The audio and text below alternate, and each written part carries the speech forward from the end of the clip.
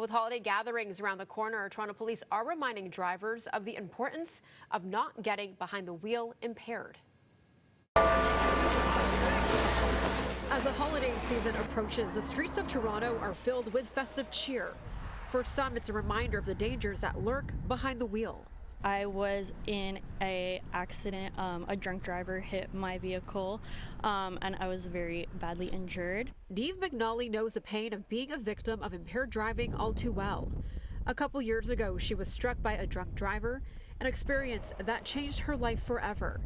Today, she's out on the streets with advocacy group Mothers Against Drunk Driving, raising awareness to prevent a similar situation from occurring to someone else. For me, it's just really important as a victim of drunk driving to continue to raise awareness.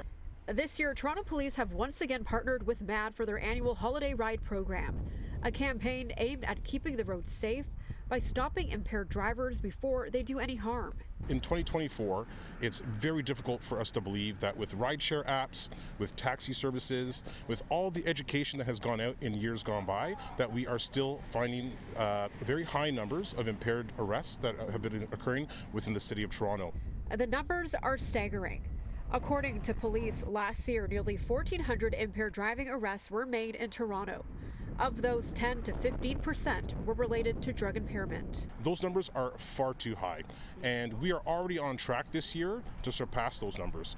Police say the key to stopping impaired driving is education and vigilance, with ride checks like this one on the lake shore in the East End popping up all over the city at various locations based on data the police service collected on impaired-related collisions. And if you're caught driving while impaired, the consequences can be very serious. You are looking at a driver's license suspension and a vehicle being seized, tens of thousands of dollars in court costs, and like I've said before, this is completely avoidable.